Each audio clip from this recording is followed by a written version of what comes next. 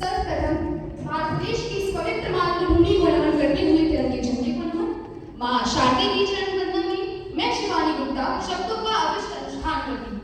अत्यंत अनुगत भाव से नतमस्तक होकर प्रांगण में विराजमान सभी महानुभावों के चरणों में प्रणाम करती हूँ।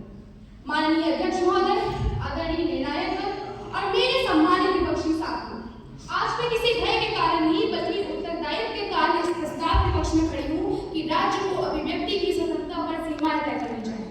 और मैं ये बात बिल्कुल स्पष्ट रूप से कहना चाहूंगी कि freedom without responsibility is not liberty, it is chaos।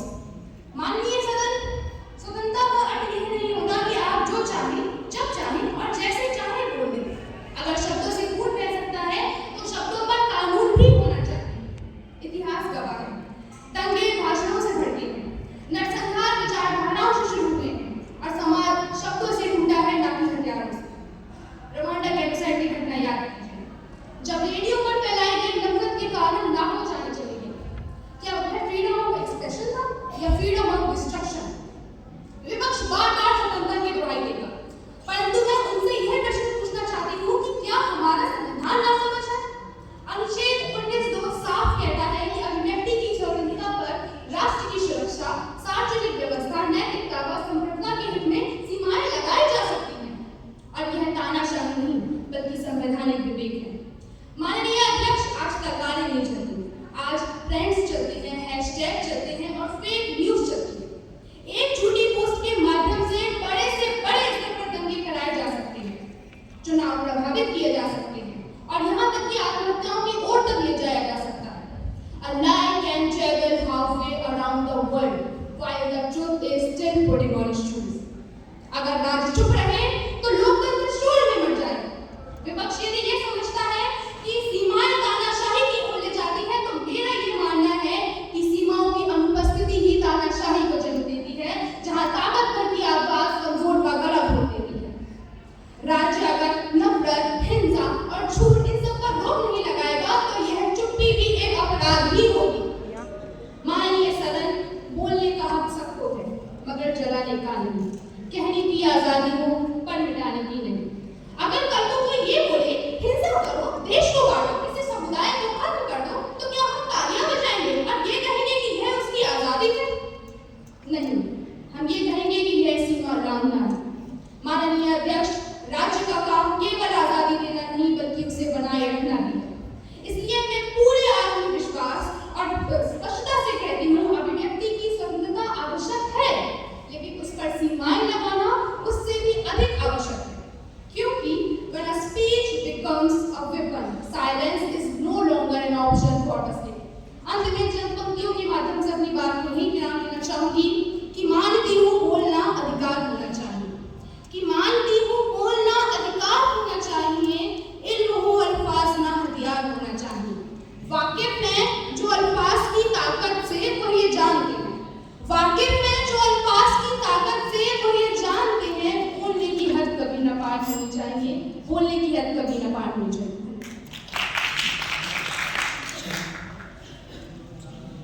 देश है उसका कि जिसके हाथ में तलवार है, देश है उसका कि जिसके हाथ में तलवार है। हम गरीबों का मसीहा कोई नहीं है हुजूर, बोलना ही तो आखिरी पहचान है। देश है उसका कि जिसके हाथ में तलवार है, हम गरीबों का मसीहा है नहीं कोई हुजूर, बोलना ही तो हमारी आखिरी पहचान है।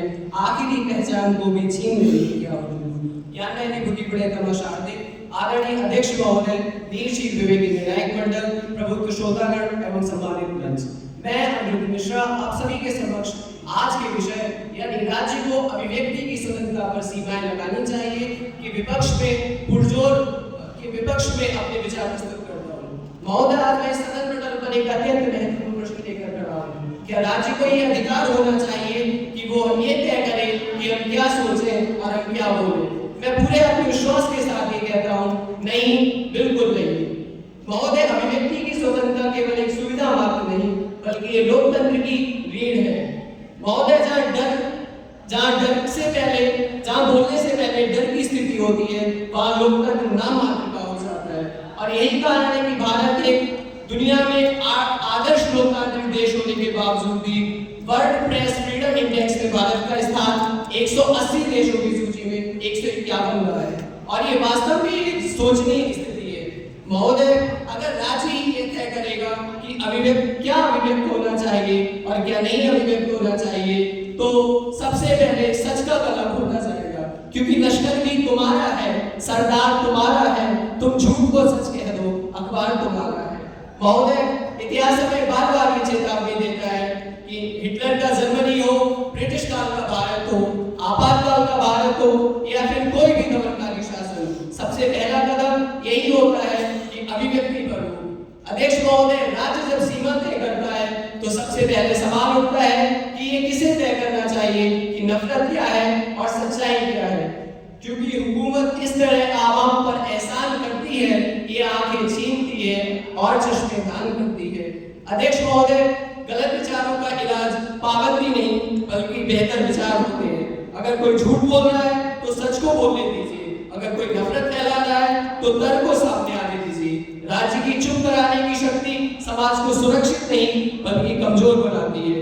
महोदय, सरकार की आलोचना अशांति कहलाएगी, कल सवाल पूछना देशद्रोह कहलाएगा, परंतु मैं ये पूछना चाहता हूँ कि यदि सरकार की नीतियों पर प्रश्न चिन्ह उठाना अशांति है तो फिर आलोचना क्या है? यदि जनहित में सवाल पूछना देशद्रोह है तो फिर पत्रकारिता क्या है? यदि अन्याय के विरोध में आवाज उठाना विद्रोह है तो फिर न्याय क्या है? महोदय, अंत में मैं यही कहना चाहूंगा कि अभिव्यक्ति की स्वतंत्रता भले ही जोखिम भरी हो, लेकिन उस पर राज्य की सीमाएं उससे भी अधिक खतरनाक है। इसलिए लोकतंत्र को जिंदा रखने के लिए, सत्ता को जवाबदेह रखने के लिए और सांच को आग से बचाए रखने के लिए मैं इस प्रस्ताव का पुरजोर विरोध करता हूँ। भारत माता की जय।